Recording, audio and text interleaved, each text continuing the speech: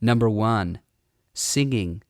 Singing is sustained speech over a broad range of connected notes using vibrato, dynamics, and emotive interpretation. Simply put, singers are actors and singing is literally acting on pitch. Number 2, vocal cords. The vocal cords are two muscular folds located inside the larynx, behind the Adam's apple. They're shaped in a V. If you put your hand on your Adam's apple and say, uh, that little clicking feeling you feel in your throat is the beginning vibration of the vocal cords. The process of sound production begins when air passes through the vocal cords and they are brought together and begin to vibrate, creating sound. Number 3 is resonance. Resonance is the amplifying of sound in the cavities above the vocal cords, that is, the mouth and the head. The sound is softened or sharpened by the tension and compression of the vocal cords and the height of the larynx. Every human being is created with a God-given unique facial structure that produces a distinct sound. Now, most singers use very little of their resonance, therefore limiting their full capacity of tone, color, and quality. Number 4, vocal registers. Now, there's no consensus on the exact definition of vocal registers. However, I feel that our definition best describes the sounds produced. Within singing, there are different coordinations made to make different vocal colors or sounds. These different coordinations are called vocal registers, which are a grouping of notes that are made with the same mechanic or vocal cord coordination and have the same sound. The first register is referred to as chest voice. This is the voice we generally speak in. The chest voice tends to be a deeper, thicker, richer vocal sound. In the chest voice, the vocal cords vibrate along their entire length. The sound or tone resonates primarily in the chest cavity and in the roof of the mouth. In singing, the chest voice sounds like this. First the male. You are my sunshine, my only sunshine. Now the female. You are my sunshine, my only sunshine. Notice how the sound travels mostly out of the mouth. The chest voice is the lowest of the commonly used vocal registers. Next is head voice. This is the voice that resonates primarily in the head or nasal cavity. It is the highest part of your natural range, sometimes producing a softer or hooty sound, while the vocal cords zip up or dampen approximately 2/3 of their length, leaving about 1/3 free to vibrate. It is much safer and easier than singing high chest tones, and the tone quality and vowel purity is maintained. In singing, the head voice sounds like this. First the male. You make me happy when skies are gray. Now the female. You make me happy when skies are gray. Notice how very little sound resonates in the mouth, but instead settles in the head cavity with a very natural, effortless, and forward tone quality. Next is falsetto. This is the lightest of all vocal coordinations, and though it gives you much freedom and requires less tension to produce, it tends to be airy and lacks depth of sound and volume. In falsetto, the edges of the vocal cords tend to break slightly apart, making it difficult to connect with chest voice. So if this is chest, E, and this is falsetto, E, a disconnect would sound like E. Although sung softly, there can be a slight blend between the two registers. E, E.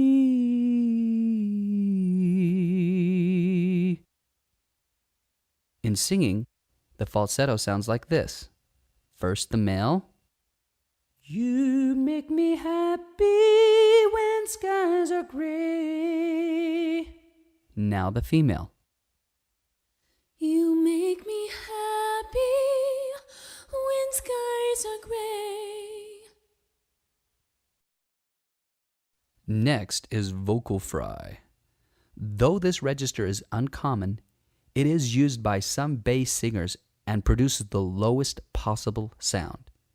In vocal fry, the vocal cords slow way down until you can almost hear each individual vibration of the vocal cords. It is often used in country singing, like when they get way down and say, I can't live like this no more. Or in speech, you hear it like in Elmer Fudd's voice, hello, hello. Vocal fry tends to be somewhat therapeutic to a tired or strained voice, if done for just a short time to relieve vocal stress and take the weight off the vocal cords. In singing, the vocal fry sounds like this. First the male, I love you. And now the female, I love you. Next is the whistle register.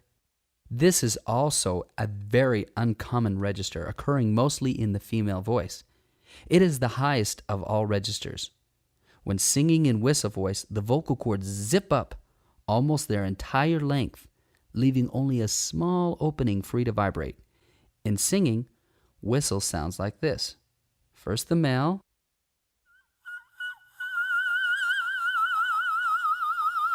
now the female.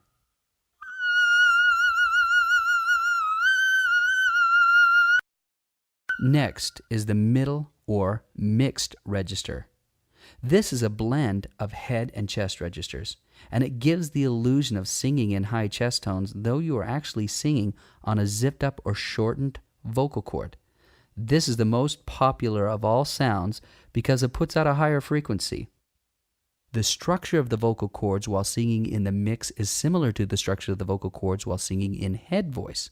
However, there is a deeper compression and an edgier sound, and the vibration goes deeper into the cord. So instead of having just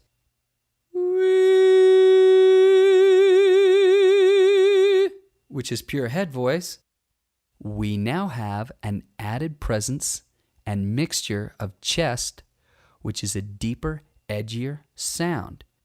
Yeah! In this program, we will refer to the voice that I just demonstrated as the mix.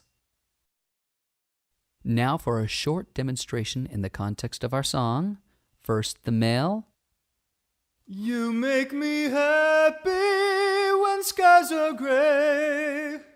Now the female. You make me happy when skies are gray. Notice the richness of this sound and the intensity of the tone color. This is the sound that is used by most Grammy Award winning singers today when they sing in their upper registers. Next is break or disconnect. A break is any sudden change, interruption, or shift in tone production, usually from chest to falsetto or falsetto to chest, but sometimes from chest to head voice. Breaks are commonly heard in yodeling as a style and sounds like or an R&B for style, which sounds like I love you. However, many or perhaps most breaks are accidental or crutches used stylistically to cover up a singer's lack of ability to coordinate between vocal registers. The next word on our terminology list is bridge or passage area. This is what many singers refer to as their break. But this is only because they need a change in their thinking and a change in their approach.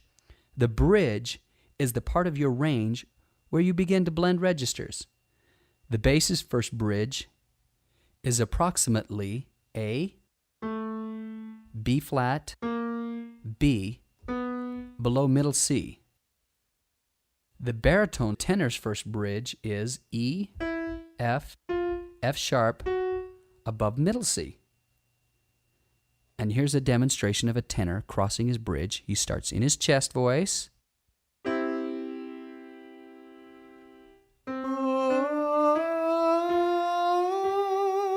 And now he's in his head voice. The alto's bridge is about the same as the tenor's first bridge. The soprano's first bridge is A, B flat, B, above middle C. Listen to our demonstration. Chest,